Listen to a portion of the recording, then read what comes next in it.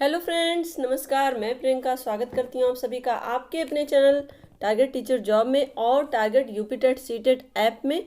तो दोस्तों, आज हम पढ़ेंगे डीएलएड फोर्थ सेमेस्टर का सामाजिक अध्ययन विषय और ये है आपका क्लास नंबर 17। तो दोस्तों, यहाँ पर हम लोग का सामाजिक अध्ययन में 4 चैप्टर कंप्लीट हो चुके हैं। आज हमारा है अध्याय नंबर 5, जिसका नाम है पर्यावरण प्रदूषण एवं संयुक्त राष्ट्र संघ। तो दोस्तों, आज हम पढ़ेंगे पर्यावरण प्रदूषण के विषय में और इसके अंतर्गत हम देखेंगे वायुमंडलीय प्रदूषण के प्रकार, जिसमें आज हम पढ़ेंगे वायु प्रदूषण के विषय में डिटेल से। तो दोस्तों, चलिए शुरू करते हैं। प्रदूषण होता क्या है, सबसे पहले ये जानते हैं।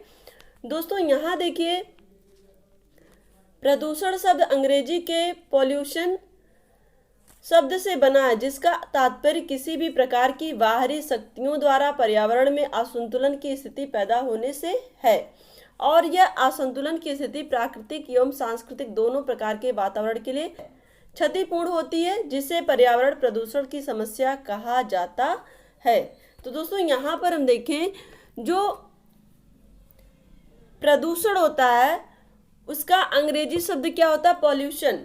पॉल्यूशन जिसका तात्पर्य यह है कि जो हमारे वातावरण में, हमारे पर्यावरण में जो बाहरी शक्तियां हैं, जो हमारे पर्यावरण को असंतुलित कर रही हैं, एक तरह से जो नेचुरल चीज़ें जो प्रकृति ने हमें दी हैं उसमें कुछ ना कुछ वो परिवर्तन कर रही हैं, जिसकी वजह से हमारा जो पर्यावरण है वो क्षतिपूर्ण हो रहा है। तो उसे हम क्या कहेंगे? प्रदूषण कहेंगे। क्लियर? आगे हम दोस्तों चलिए देखते हैं।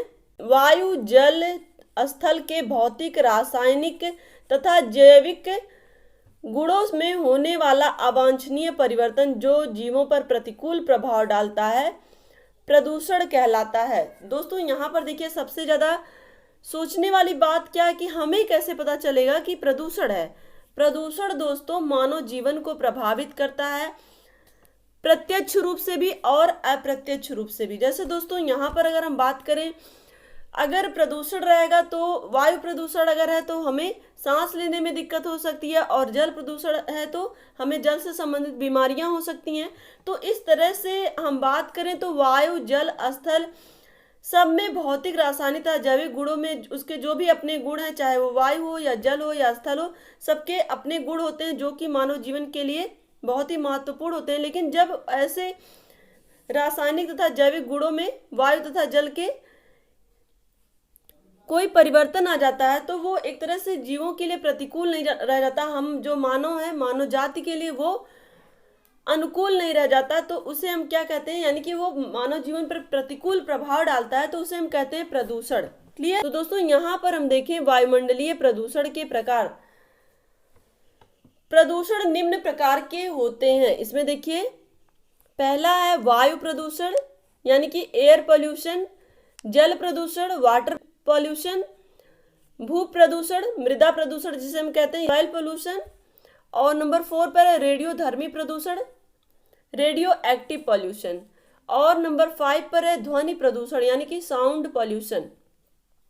तो दोस्तों, यहाँ पर हम देखें, जिस तत्व में प्रदूषण होता है उसको उस तरह का प्रदूषण माना जाता है। जैसे वायु में अगर प्रदूषण हो रहा है तो वो वायु प्रदूषण होगा, जल में प्रदूषण हो रहा है तो जल प्रदूषण होगा, भू में यानी कि मृदा में यानी कि मिट्टी में प्रदूषण अगर फैल रहा है तो मिट्टी से संबंधित प्रदूषण होगा।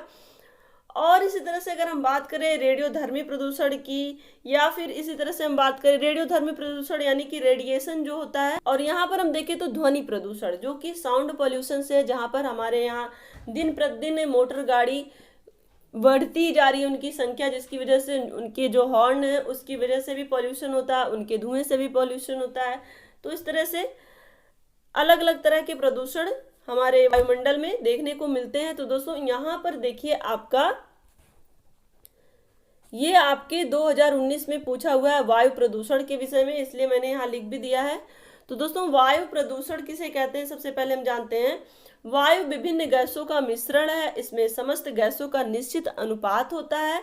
इन गैसों में विभिन्न कारणों से जो असंतुलन उत्पन्न हो जाता है उसे वायु प्रदूषण कहते हैं। तो दोस्तों, यहाँ पर हम बात करें, जो वायु होती है उसमें अलग अलग तरह की गैसें मिली हुई हैं, nitrogen, oxygen, argon, neon, carbon dioxide, तो अलग अलग तरह की गैसें मिली हुई हैं और उनका एक निश्चित अनुपात होता है, लेकिन यही अनुपात जब यहाँ पे हम कह सकते हैं उस अनुपात में असंतुलन पैदा हो जाता है तो उसे हम क्या कहते हैं, वायु प्रदूषण कहते हैं। जैसे आज जो वैज्ञानिक युग है उसमें अलग अलग तरह के उपकरणों का यूज हो रहा है, जिससे कि अगर हम बात करें मोटर वाहनों की तो उससे भी जो निकलता है धुआं, उससे भी वायु प्रदूषण होता है, और जो कल कारखानों से जो भी चिमनियों से धुआं निकलता है उससे भी वायु प्रदूषण होता है। तो इस तरह से हम देखें तो ये जो धुआं निकल रहा है ये हमारे जो वायु में जो गैसें हैं उनकी मात्रा घटा बढ़ा रहा है, यानी कि उनमें असंतुलन पैदा कर रहा है। तो ये क्या हो गया, वायु प्रदूषण हो गया। क्लियर। यहाँ पर हम देखें सरल शब्दों में ये कहा जाता है कि वायु का प्रदूषित होना वायु प्रदूषण है, यानी कि हवा जो है उसका प्रदूषित होना ही वायु प्रदूषण है। यहाँ पे हम देखें वायु के भौतिक, रासायनिक एवं जैविक गुणों में होने वाला अवांछनीय परिवर्तन जो जीवों पर प्रतिकूल प्रभाव डालता है वो वायु प्रदूषण होता है। क्लियर। तो यहाँ पर देखिए दोस्तों कितनी स्पष्ट परिभाषा कही गई है कि वायु में जो उसके भौतिक, रासायनिक और जैविक गुण हैं वो एक तरह से अवांछनीय परिवर्तन जिसकी आवश्यकता नहीं भी है वो उस तरह का परिवर्तन वहां पे हो रहा है। तो वो परिवर्तन कैसा होगा, वो मानव जीवन के अनुकूल ना होकर के प्रतिकूल होगा, और यही प्रतिकूल प्रभाव ही जो वायु में प्रदूषण का कारण बनता है। क्लियर। यहां आगे हम देखें दोस्तों वायु प्रदूषण के कारण। वायु प्रदूषण के कारण में नंबर 1 देखिए, जीवाश्म ईंधनों आदि को जलाने से उत्पन्न धुआं वायु प्रदूषण उत्पन्न करता है। तो दोस्तों यहाँ पर समझने की कोशिश करिएगा कि जीवाश्म क्या होता है। जीवाश्म ईंधन होते हैं ऐसे ईंधन जो कि बहुत लंबे समय तक जमीन के अंदर रहे हों और उनको जलाने के बाद जो धुआं उत्पन्न होगा वो क्या होगा, वायु को प्रदूषित करेगा। तो दोस्तों इसका सबसे अच्छा उदाहरण है आपका कोयला, जिसको कहते हैं हम फॉसिल्स, जो कि जीवाश्म के रूप में पहले रहते हैं, लेकिन जब वो बहुत ही वर्षों के बाद जब उनकी खुदाई होती है तो वो एक ईंधन के रूप में हमारे यूज में आते हैं। तो यहाँ पर देखिए ऐसे ईंधन को जलाने पे, जैसे अगर हम बात करें कोयले की, तो कोयले को जलाने पे कार्बन मोनोऑक्साइड गैस बनती है जो कि हमारे वायु प्रदूषण का कारण बनती है, जो कि वायु प्रदूषण का कारण बनती है। यहां पर देखिए दोस्तों नंबर 2 पर है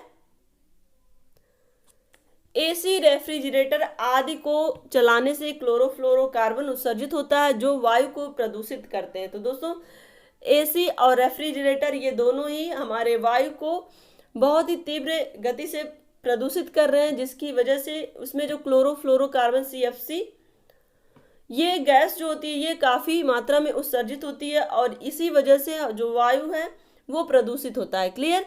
यहाँ पर देखिए दोस्तों नंबर 3 है घरेलू कूड़ा करकट आदि को सड़कों पर फेंकने से भी वायु प्रदूषण पैदा होता है। तो दोस्तों यहाँ पर देखिए घरेलू कूड़ा करकट का, जो भी हम अपने घर से कूड़ा करकट निकालते हैं उसको ऐसे ही किसी जगह पे निस्तारित कर रहे हैं, सड़कों पे निस्तारित कर रहे हैं, तो वो भी कहीं ना कहीं प्रदूषण का कारण बन रहा है। और यहाँ पर देखिए चूंकि अगर हम अपने घर के कूड़ा करकट को सड़कों पे डाल रहे हैं तो उसमें हमारे यहाँ जो भी सब्जी के छिलके भी हो सकते हैं या फिर जो भी अवशिष्ट पदार्थ हैं वो चाहे गीले हों या सूखे हों। अगर गीले हैं तो वो, अगर वो सब्जी वगैरह के छिलके हैं या फिर जो भी फल वगैरह हैं तो वो अगर सड़ते हैं तो वो एक तरह से दुर्गंध पैदा करते हैं जो कि हमारे लिए वायु प्रदूषण का कारण बनते हैं। क्लियर। तो ये सारी चीज़ें हैं। और यहाँ पर देखिए नंबर 4 पर है कल कारखानों, घरों, खेतों, कार्बन आदि अन्य पदार्थों के ठोस कण वायु में मिल जाते हैं जो धूल कण वायु प्रदूषण उत्पन्न करते हैं। तो दोस्तों यहाँ पर देखिए जो भी कारखानों की चिमनियों से निकलने वाला धुआं या फिर अगर कहीं पे कंस्ट्रक्शंस का काम हो रहा है तो वहां से भी जो भी धूल के कण निकल रहे हैं या फिर खेतों का जो काम हो रहा है उससे भी धूल के कण निकल रहे हैं, तो ये सारे धूल के कण धीरे धीरे वायु प्रदूषण का कारण बनते हैं। क्लियर। अब दोस्तों यहाँ पर हम देखेंगे वायु प्रदूषण का दुष्परिणाम क्या हो रहा है। दोस्तों यहाँ पर हम देखें तो जीवाश्म ईंधनों को जलाने से कार्बन डाइऑक्साइड तथा कार्बन मोनोऑक्साइड गैस निकलती है। ये आपको मैंने पहले एक्सप्लेन किया कि जो कार्बन डाइऑक्साइड और कार्बन मोनोऑक्साइड गैस होती है, ये जीवाश्म ईंधन के जलाने से, या फिर हम कह सकते हैं पेट्रोल डीजल जो कि मोटर वाहन में यूज हो रहे हैं उनके से निकलने वाले जो धुएं हैं उससे भी कार्बन डाइऑक्साइड गैस निकल रही। तो एक तरह से ये हमारे वायु को प्रदूषित कर रहे हैं। कार्बन डाइऑक्साइड की मात्रा निरंतर बढ़ने से ग्लोबल वार्मिंग तथा ग्रीन हाउस प्रभाव आदि समस्याएं उत्पन्न होती हैं। तो दोस्तों आपको पता है कि ग्लोबल वार्मिंग और ग्रीन हाउस गैस, ये ग्लोबल वार्मिंग में जिसमें जो बड़े बड़े ग्लेशियर हैं वो पिघल रहे हैं, और वो पिघलेंगे तो कहाँ जाएंगे, समुद्र में मिलेंगे, और उसकी वजह से जो समुद्र का तल है वो धीरे धीरे ऊपर उठता जाएगा, यानी कि समुद्र की सतह जो धीरे धीरे ऊपर उठेगी, और जिसकी वजह से बाढ़ की स्थिति भी पैदा हो सकती है, और साथ ही साथ जो उसके निकट के क्षेत्र होंगे वो भी जलमग्न हो सकते हैं। तो ये सारे दुष्परिणाम देखने को मिल रहे हैं। किसकी वजह से? एक वायु प्रदूषण की वजह से ग्लोबल वार्मिंग हो रही है। ग्लोबल वार्मिंग की वजह से जो बड़े बड़े हिमखंड हैं, जो ग्लेशियर हैं, वो पिघलेंगे, और उसकी वजह से समुद्र का जल बढ़ेगा, और उससे क्या होगा, मानव जीवन भी प्रभावित होगा, साथ ही जो जलीय जीव जंतु हैं वो भी प्रभावित होंगे। तो दोस्तों यहाँ पर हम बात करें, कार्बन मोनोऑक्साइड को दम घुटने वाली गैस भी कहा जाता है, इससे व्यक्ति की मृत्यु भी हो जाती है। तो दोस्तों यहाँ पर हम बात करें कार्बन मोनोऑक्साइड गैस, देखिए आपको पता होगा कि कोयले को अगर जला करके अंगीठी में अगर बंद कमरे में रखा जाए तो उससे कार्बन मोनोऑक्साइड गैस जो बनेगी, उससे अगर आप बंद कमरे में किसी भी तरह से उसमें हवा क्रॉस नहीं कर रही है तो वहां पर दम घुटने से मृत्यु भी हो जाती है। क्लियर? अब यहाँ पर हम देखें दोस्तों, वायु प्रदूषण का नियंत्रण किस तरह से किया जाए। नंबर 1 पर है, देखिए दोस्तों यहाँ पर अगर हम बात कर रहे हैं वायु प्रदूषण की, तो यहाँ पे वृक्षों की बात तो आएगी, क्योंकि वृक्ष ही हमारे लिए वो जीवनदायिनी ऑक्सीजन को पैदा करते हैं जिससे मानव जीवन संभव हो पाया है। तो यहाँ पर पहला वृक्षारोपण के द्वारा वृक्ष लगाकर वायु प्रदूषण को रोका जा सकता है, क्योंकि वृक्ष प्रकाश संश्लेषण की क्रिया को करके वातावरण में ऑक्सीजन गैस छोड़ते हैं जो वायु को शुद्ध करती है। तो दोस्तों यहाँ पर हम बात करें, वृक्ष हमारे लिए बहुत ही ज्यादा महत्वपूर्ण हो जाते हैं, क्योंकि वो हमें जीवनदायिनी वायु प्रदान करते हैं जिससे कि मानव जीवन, इस पूरे पृथ्वी पर मानव जीवन संभव हो पाया है। तो एक तरह से यहाँ पर अगर हमें हमारी पृथ्वी को बचाना है तो हमें अधिक से अधिक वृक्षारोपण करना होगा, अधिक से अधिक वृक्ष लगाने होंगे। क्लियर? क्योंकि दोस्तों ये भी आपको पता है कि जो वृक्ष होते हैं वो कार्बन डाइऑक्साइड को अवशोषित करते हैं और ऑक्सीजन हमें देते हैं। क्लियर? तो यहाँ पर देखते हैं नंबर 2 पर है, स्वचालित वाहनों का प्रयोग कम से कम किया जाए, यानी कि जो भी मोटर वाहन है जिससे कि जो धुआं धूल निकलती है वो कम होगी, तभी हमारा जो वायु प्रदूषण है वो कम होगा। और उसका कम कैसे होगा, उस वाहन का जो प्रयोग है उसका प्रयोग हमें कम करना पड़ेगा। क्लियर? यहाँ पर देखिए नंबर 3 है, घरेलू कूड़ा करकट को उचित स्थान पर फेंकना चाहिए। तो दोस्तों यहाँ पर देखिए, जो भी हम अपने घर से गार्बेज फेंकते हैं वो ऐसी जगह पे फेंके जहाँ पे उसका सही से सदुपयोग हो पाए, यानी कि यहाँ पर कचरे का निस्तारण किस तरह से, इस पर हमें विशेष ध्यान देना होगा कि किस तरह से हम सही जगह पर उसको निस्तारित करें, जिससे कि वो हमारे समाज के लिए या फिर कह सकते हैं हमारे पर्यावरण के लिए प्रदूषण का कारण ना बने। दोस्तों ऐसा होता है कि बहुत सारे लोग सड़क पर भी कूड़ा करकट फेंक देते हैं, या आसपास कोई तालाब है उसमें फेंक दे रहे हैं, तो उसमें जो भी मछलियां हैं, जलीय जीव जंतु हैं, वो भी प्रभावित होंगे। और साथ ही अगर हम कूड़ा ऐसी जगहों पे फेंक रहे हैं जहाँ पे बरसात में, सड़क पर अगर फेंक रहे हैं तो बरसात में वो कूड़ा जाके नालियों में बह जाएगा और साथ ही नाली को जाम कर देगा। तो इससे क्या होगा, जो आसपास की गंदगी है वो हमारे घर के सामने आ सकती है। तो इससे यहाँ पर जो जल प्रदूषण भी होगा, और साथ ही यहाँ पर हम देखें तो जो भी अलग अलग तरह की बीमारियां होती हैं प्रदूषण की वजह से वो भी हो सकती हैं। और यहाँ पर हम देखें नंबर 4 पर है दोस्तों, नंबर 4 है, औद्योगिक संस्थानों की चिमनियों को सघन जनसंख्या वाले क्षेत्रों से दूर रखा जाए। तो दोस्तों यहाँ पर हम देखें, सघन जनसंख्या, ये सही कर लीजिएगा, सघन जनसंख्या वाले क्षेत्रों से दूर रखा जाए। क्लियर? यानी कि जो भी औद्योगिक संस्थान है, जो भी उनमें चिमनियां लगी हुई हैं जो जिसकी वजह से प्रदूषण हो रहा है, तो वो ऐसी जगहों पे लगाई जाए जहाँ पे अधिक जनसंख्या निवास ना कर रही हो। क्लियर? इससे क्या होगा कि जो वहां पे रहने वाली जनसंख्या वो प्रभावित नहीं होगी, और साथ ही धीरे धीरे वहां पे अधिक से अधिक उसके आसपास जो भी औद्योगिक क्षेत्र है उसके आसपास अधिक से अधिक पेड़ लगाए जाएं, जिससे कि जो हमारे वृक्ष हैं वो वहां के एटमॉस्फेयर यानी कि जो गंदे एटमॉस्फेयर है, जो कार्बन डाइऑक्साइड वगैरह है, उसको अवशोषित करें और वहां पे जो सही हवा को प्रसारित करें, कह सकते हैं। और दोस्तों यहाँ पर देखिए नंबर 5 पर है, जीवाश्म ईंधनों के स्थान पर प्राकृतिक गैस का प्रयोग भोजन बनाने हेतु किया जाए। तो दोस्तों यहाँ पर हम बात करें, ये बहुत ही महत्वपूर्ण पॉइंट है कि जीवाश्म ईंधन यानी कि जो भी हम लकड़ी का प्रयोग करते हैं। देखिए दोस्तों यहाँ पर उज्ज्वला योजना आपने नाम सुना होगा, जिसके अंतर्गत हमारे प्रधानमंत्री ने जो गरीबी रेखा के नीचे रहने जीवन यापन करने वाले लोग हैं उनके लिए एलपीजी गैस उपलब्ध कराया। वो इसीलिए उपलब्ध कराया कि जो भी जीवाश्म ईंधन का प्रयोग करके खाना बना रहे हैं उनको कहीं ना कहीं वो धुएं से प्रभावित होते हैं और उनको तमाम तरह की बीमारियां भी हो सकती हैं। तो उनको स्वच्छ और सही वातावरण प्रदान करने के लिए भी प्राकृतिक गैस मुहैया कराना, और साथ ही ये सरकार ने अपना एक लक्ष्य बनाकर रखा। और दोस्तों प्राकृतिक गैस का प्रयोग करने से भोजन बनाने में आसानी तो हो गई, साथ ही साथ हमारा जो पर्यावरण प्रदूषित हो रहा वो भी प्रदूषित नहीं होगा। तो यहाँ पर हमने देखा कि पर्यावरण प्रदूषण को नियंत्रण करने के लिए क्या क्या उपाय करने चाहिए, और मुझे लगता है कि ये सारी चीज़ें आपको बहुत ही अच्छे ढंग से समझ में आई होंगी, क्योंकि दोस्तों ये सारी चीज़ें आप अपने आसपास घटित होते देख रहे हैं कि किस तरह से ये हमारे पर्यावरण को प्रदूषित कर रहे हैं और किस तरह से हम इनसे बचाव कर सकते हैं और किस तरह से अपनी पृथ्वी को बचा सकते हैं, किस तरह से हम वायु प्रदूषण होने से बचा सकते हैं। क्लियर? अब दोस्तों यहाँ पर नेक्स्ट पॉइंट आपका आ जाता है जल प्रदूषण।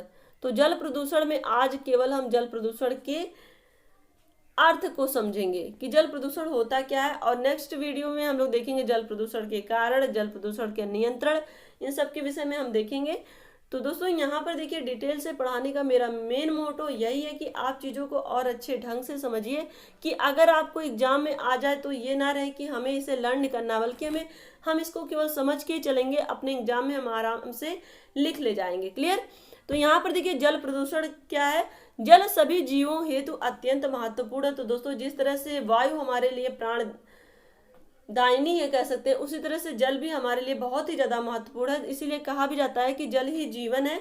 जो जल पीने योग्य नहीं है वह प्रदूषित जल है, यानी कि जो चीज जल हम पी नहीं सकते हैं वो प्रदूषित जल है, यानी कि उसमें गंदगी है। जल का प्रदूषित होना ही जल प्रदूषण है। जल के भौतिक, रासायनिक तथा जैविक गुणों में होने वाला अवांछनीय परिवर्तन जो जीवों पर प्रतिकूल प्रभाव डालता है जल प्रदूषण कहलाता है।